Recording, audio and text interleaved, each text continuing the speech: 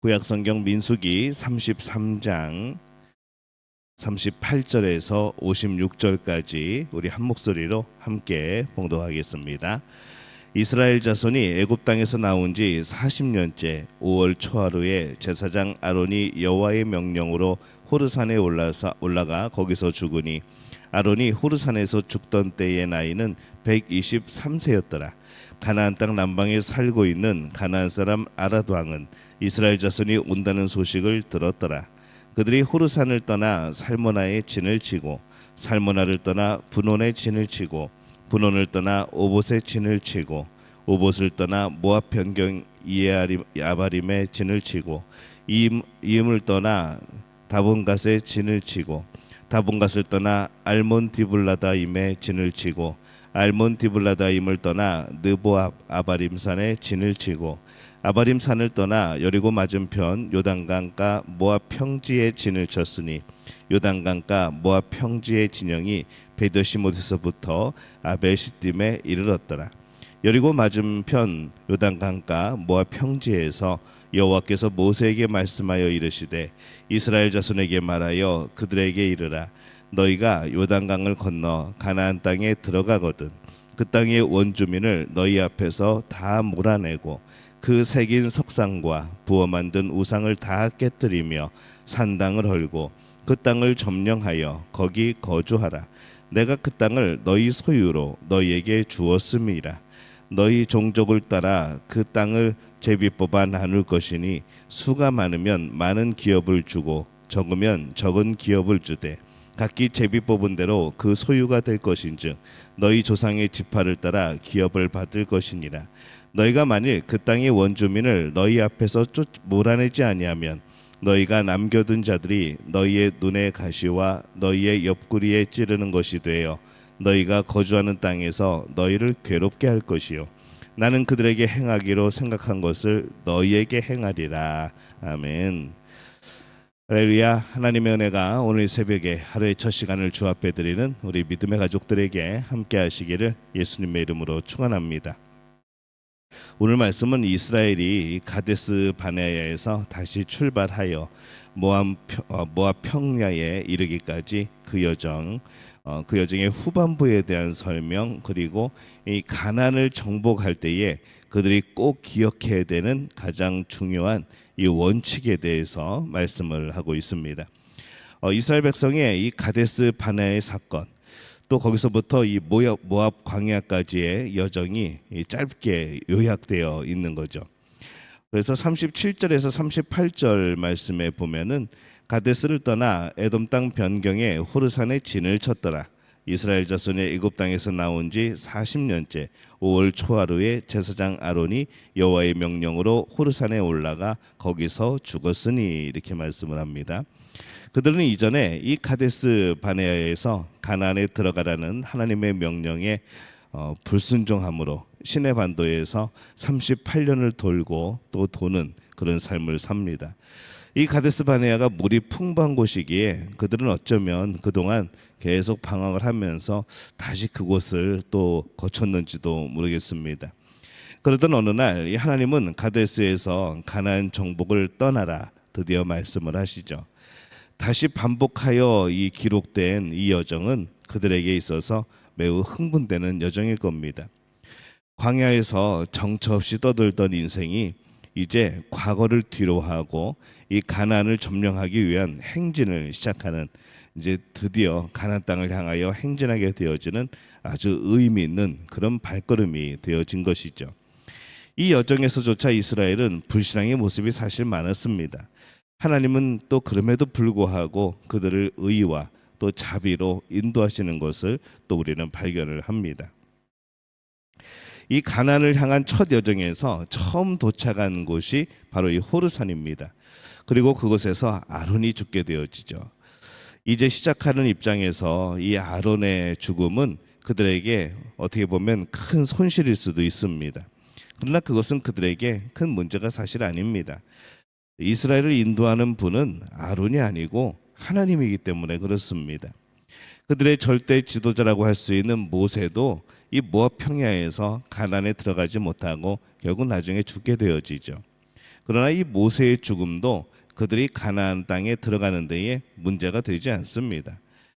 지금까지는 모세가 절대적인 그런 리더십을 발휘하였지만은 그래도 이스라엘을 인도하시는 분은 하나님이시기 때문인 거죠.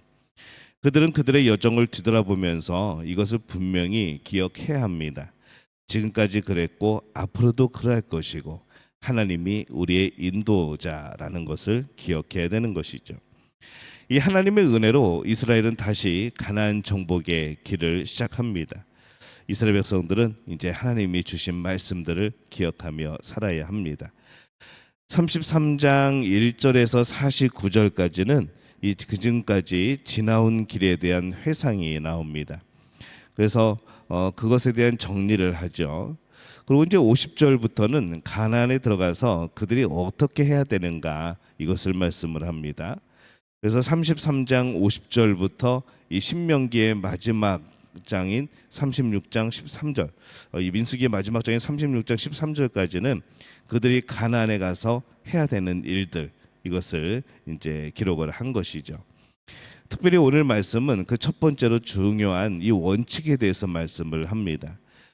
52절 53절입니다. 그 땅의 원주민을 너희 앞에서 다 몰아내고 그 새긴 석상과 부어 만든 우상을 다 깨뜨리며 산당을 다 헐고 그 땅을 점령하여 거기 거주하라. 내가 그 땅을 너희 소유로 너희에게 주었음이라. 이렇게 말씀을 합니다. 그들은 가나안에 들어가서 뭘 해야 되는가? 철저하게 그들을 쫓아내야 되는 겁니다. 그들의 우상을 깨뜨리는 겁니다. 마치 어떤 수술을 하듯이 정확하게 도려내야 하는 것이죠. 이스라엘 백성들의 생각이나 감정, 이익을 따라 행하는 것이 아니라 이스라엘 백성들이 그곳에 들어가는 것 같지만은 그것은 이스라엘의 전쟁이 아니고 하나님의 전쟁입니다. 그래서 그들은 그런 생각도 들 겁니다. 포로로 잡아서 종으로 부리고도 싶고 여러 가지 전리품에 대해서도 뭐 가지고 싶고 또 동물들도 살려서 가축으로 키우고 싶고 이제 그런 여러 가지 마음들이 있겠죠. 하지만은 그렇지 않아야 되는 이제 그런 전쟁이 펼쳐지는 겁니다.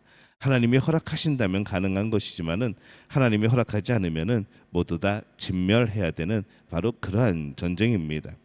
왜냐하면 이것은 이스라엘의 전쟁이 아니고 하나님의 전쟁인 것이죠.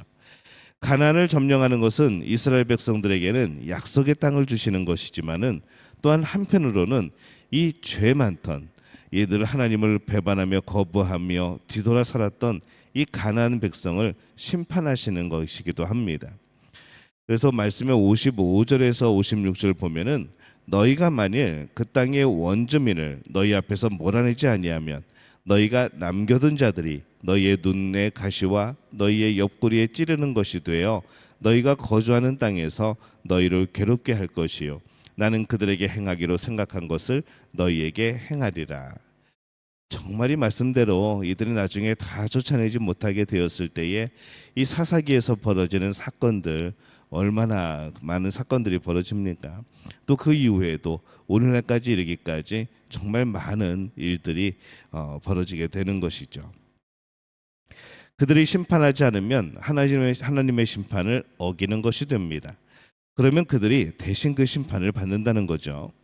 또한 그들이 심판하지 않으면 하나님께서 그들을 심판하시고자 하셨던 가나안 사람들을 닮아가게 된다는 겁니다. 결국 그들이 섬기는 우상을 섬기고 하나님을 멀리하고 그들의 문화를 따르게 된다는 것이죠. 그러면 이스라엘조차도 더욱더 하나님의 심판의 대상이 되어버리는 겁니다.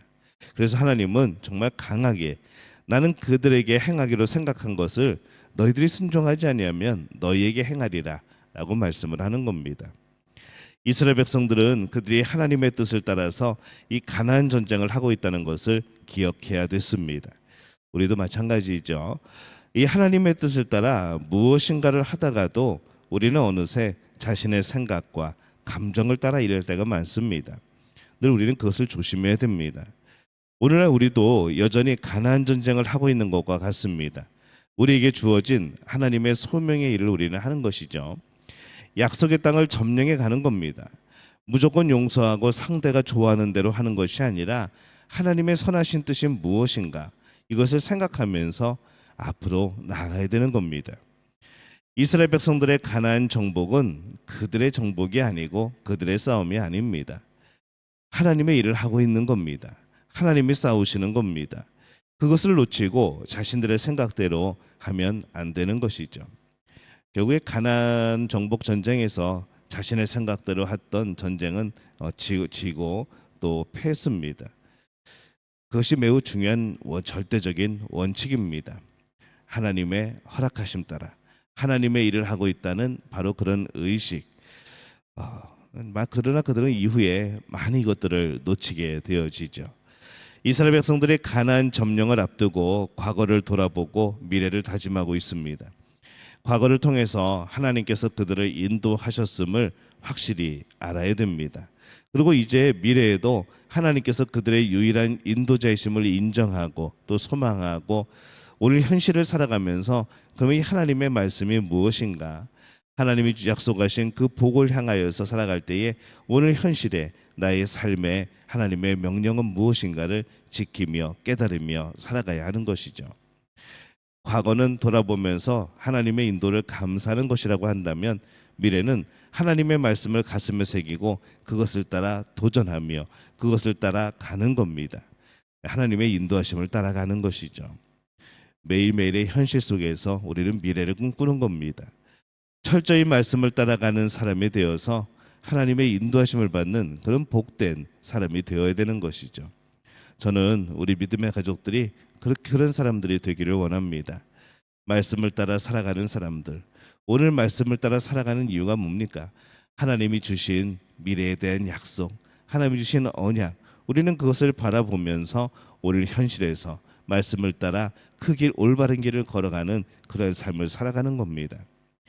저는 믿음의 가족들이 진정으로 말씀을 의지하고 하나님을 향하여 살아가는 분들이 되시기를 바랍니다. 때로는 우리의 삶이 나의 삶의 그런 전쟁이나 그런 것이 아니라 때로는 하나님께서 주신 사명의 전쟁, 또 하나님께서 맡겨주신 하나님의 전쟁인 것을 기억을 하고 우리 삶에서 너무 내 중심적으로 빠지지 않도록, 너무나 내 생각 중심으로 모든 것이 이루어지지 않도록 그렇게 우리는 늘 깨어 있을 필요가 있는 것이죠. 오늘 우리를 인도하시는 분은 하나님입니다. 오늘 우리는 예수 그리스도의 십자가를 향하여 달려갑니다. 그렇게 예수 중심으로 하나님 중심으로 살아가는 복된 우리 믿음의 가족들이 되어지시기를 예수님의 이름으로 축원합니다.